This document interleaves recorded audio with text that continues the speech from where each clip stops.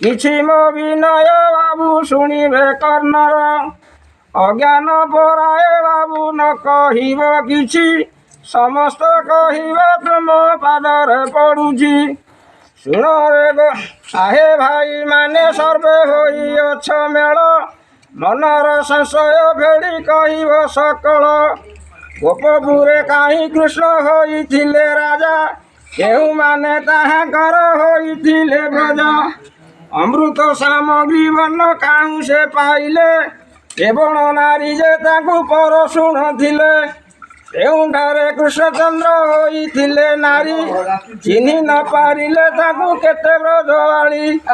କେଉଁଠାରେ ବନମାଳୀ ନର୍ତ୍ତକୀ ହୋଇନ, ନାଚୁଥିଲେ କହିଦେବ ହେ ଗୋପାଳ ନନ୍ଦନ।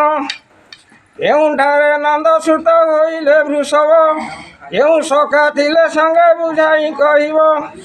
କାହିଁକି ବୃଷଭ ହୋଇଗଲେ କେଉଁଠାରେ, କେଉଁ ଅଭିଳାଷ ତାଙ୍କ ଥିଲାଟି ମନରେ। କେଉଁଠାରେ କୃଷ୍ଣଚନ୍ଦ୍ର ହୋଇଥିଲେ ନାରୀ, ଚିହ୍ନି ନ ପାରିଲେ ତାଙ୍କୁ କେତେ ବ୍ରଜବାଳୀ। କେଉଁଠାରେ ବନମାଳୀ ନର୍ତ୍ତକୀ ହୋଇନ, ନାଚୁଥିଲେ କହିଦେବ ହେ ଗୋପାଳ ନନ୍ଦନ। କେଉଁଠାରେ ନଥିଲା କୃଷ୍ଣ ରୂପ ଧରି, ମୁରଲୀ ବଜାଉଥିଲେ କହିବ ବିସ୍ତାରୀ।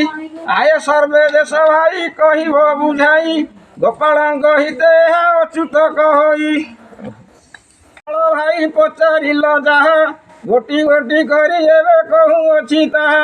ବସ୍ତା ଘେନି ଗୋଷ୍ଠେ ଯାଉଥିଲେ ବନମାଳୀ, ବଳରାମ ସଙ୍ଗେ ସଙ୍ଗେ ଗୋପସୂତ ମିଳି। ଖେଳୁ ଖେଳୁ କୃଷ୍ଣ ଗୋପେ ହୋଇଲେ ଏକ ରାଜା, ସେହିମାନେ ତାହାଙ୍କର ହୋଇଲେ ଯେ ପ୍ରଜା।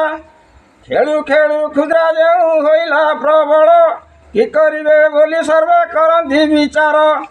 ତାହା ଶୁଣି ଅନ୍ନପୂର୍ଣ୍ଣା ପ୍ରବେଶ ହୋଇଲେ, ଅମୃତ ସାମଗ୍ରୀ ମାନ ପରଶିଣ ଦେଲେ।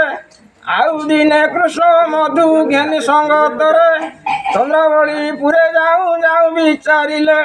ଗୋପସୁରଙ୍କର ଶ୍ରେଷ୍ଠ ଯାତ୍ରାରେ ନିମିତ୍ତ, କଳା ବୃଷଭରେ ପ୍ରବେଶିଲେ ଦୁଇ ମିତ। ଚନ୍ଦ୍ରାବଳୀ ଅଭିଷେକ ପଥ ଜଗିଥିବା, ଡରାଇ କୃଷ୍ଣଙ୍କୁ ପଛରୁ ନିହୁତ କରିବା।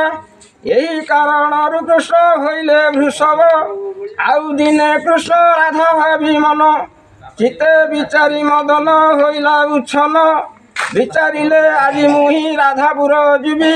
ରାଧା ସହିତରେ ସର୍ବ ଗୋପୀଙ୍କୁ ଭଣ୍ଡିବି। ଏତେ ଭାଳି ନାରୀ ବେଶେ ହୋଇ ତର ତର, ମିଳିଲେ ସେ ଯାଇ ଗୋପୀଙ୍କ ସଙ୍ଗର। ସଂକୀର୍ତ୍ତନ ଆରମ୍ଭିଲେ ସର୍ବଗୋପୀ ମିଳି, ନାରୀ ବେଶେ ତାହୁଁ ଯେ ନାଚନ୍ତି ବନମାଳୀ।